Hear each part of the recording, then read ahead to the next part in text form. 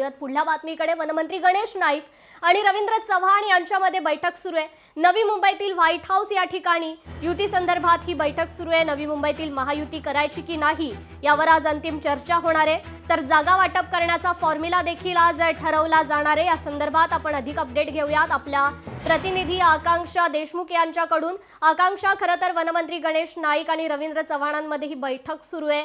जागा वाटप असेल, नवी मुंबईतील युती असेल, या संदर्भात ही बैठक सुरू असल्याचं समजतंय। काय या संदर्भात अधिकची अपडेट?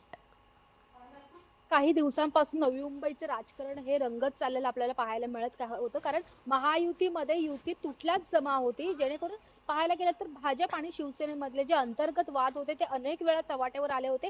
त्यानंतर आता अगदी 2 दिवस उरले असताना फॉर्म भरण्यासाठी आता गणेश नाईक आणि रवींद्र चव्हाण यांच्यामध्ये व्हाईट हाऊस या ठिकाणी बैठक सध्या सुरू आहे। पाहायला गेलं तर सूत्रांच्या माहितीनुसार सध्या नवी मुंबईमध्ये महायुती तुटल्याच जमा आहे, तुटण्याची शक्यता देखील आहे। मात्र तरी सुद्धा सध्या बैठक सुरू आहे आणि यामध्ये पाहायला गेलं तर नक्की जागा वाटपाचा फॉर्म्युला कसा असणार आहे, किती जागा मिळणार किंवा शिवसेनेला जागा द्यायच्या की नाही, किती जागा द्यायच्या या संदर्भात चर्चा सुरू आहे। तर दुसरीकडे आपण पाहायला गेलं तर सध्या जे भाजपचे उमेदवार आहेत त्यांनी उमेदवारी अर्ज दाखल करायला सुरुवात केली आहे। त्यांच्याकडनं स्वबळाचा नारा दिला जात आहे आणि स्वबळाच्या नारावरच त्यांनी अर्ज देखील दाखल करण्यास सुरुवात केलेली आहे। त्यामुळे आता या ठिकाणी प्रश्न असा उरतोय की महायुतीमध्ये युती होणार की नाही, हा प्रश्न जरी असला तरी सध्या महायुती ही तुटल्याच जमा पाहायला मिळत आहे।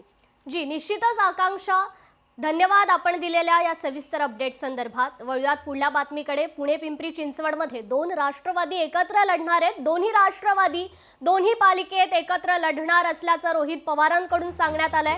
कार्यकर्त्यांसाठी एकत्र निवडणूक लढवणार असल्याची भूमिका रोहित पवारांनी मांडली आहे। पिंपरी ही कोल्हेंकडे तर पुण्याची जबाबदारी माझ्याकडे असल्याची देखील माहिती रोहित पवारांनी दिली आहे।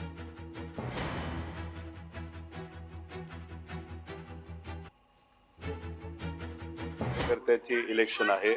या सर्व लोकांशी बोलल्यानंतर, चर्चा केल्यानंतर पुणे शहरामध्ये सुप्रियाताईंनी सुद्धा प्रत्येक व्यक्तीशी त्या बोलल्या।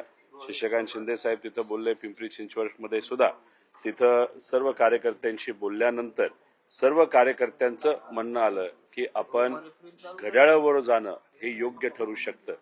त्यामुळे ही लढाई कार्यकर्त्यांची लढाई आहे, हे इलेक्शन कार्यकर्त्यांचं इलेक्शन आहे। त्यामुळे पुणे आणि पिंपरी चिंचवडमध्ये राष्ट्रवादी शरदचंद्र पवार पक्ष कार्यकर्त्यांचं समजून घेऊन, ऐकून घेऊन त्यांच्यासाठी आम्ही दोन्ही पक्ष हे दोन्ही महानगरपालिका एकत्रित लढणार आहोत। तर तिकडे पिंपरी चिंचवडमध्ये भाजप ऍक्टिव्ह मोडवर आली आहे। भाजपचे सर्व जागांवरील 128 एबी फॉर्म पिंपरीत पोहोचलेले आहेत। त्यामुळे एकनाथ शिंदेंसोबत युती कुठेतरी फिसकटणार का, अशा चर्चा आता होऊ लागलेल्या आहेत।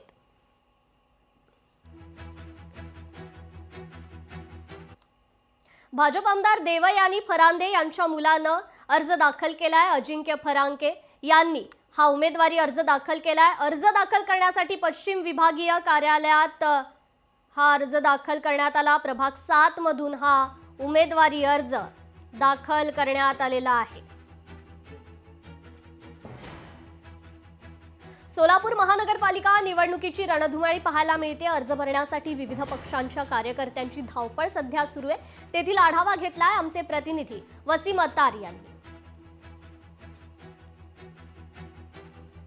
निवडणुकीच्या अनुषंगाने जे आहे ते 2 दिवसच फक्त उमेदवारी अर्ज भरण्याची मुदत जी आहे ते शिल्लक राहिल्याचं आपल्याला या ठिकाणी पाहायला मिळत आहे। त्यामुळे उमेदवारी अर्ज भरण्यासाठी जे ते इच्छुक उमेदवारांची धावपळ जी आहे ते या ठिकाणी होताना आपल्याला दिसत आहे। आपण सध्या सोलापुरातील नाटकोट मैदान या ठिकाणी आहोत। या ठिकाणी इच्छुक उमेदवार जे आहेत विविध पक्षाचे त्यांची धावपळ होताना आपल्याला या ठिकाणी पाहायला मिळत आहे। एकंदरीतच पाहायला गेलं तर सोलापूर महानगरपालिकेच्या निवडणुकीच्या अनुषंगाने जे आहे ते तिरंगी लढत होताना आपल्याला या ठिकाणी पाहायला मिळत आहेत। भाजपाकडून एकला चलोचा नारा जो आहे तो देण्यात आलेला आहे। त्याचबरोबर महायुतीमधील घटक पक्ष असलेले राष्ट्रवादी आणि शिवसेना शिंदे गट या दोघांनी युती करून जे आहे ते महापालिका निवडणुकी उमेदवार आपले निवडणुकीच्या रिंगणात जे आहे ते उतरवणार आहेत। त्याचबरोबर महाविकास आघाडीकडून महाविकास आघाडीमध्ये असलेले घटक पक्ष ते देखील जे आहे ते युती करून या निवडणुकीच्या रिंगणात उतरणार। ते एकंदरीत पाहिलं गेलं तर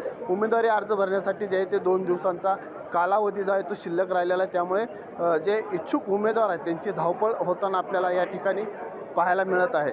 वसीम अत्तार, लोकशाही न्यूज, सोलापूर. लोकशाही मराठी ऐका, पहा, जागरूक रहा.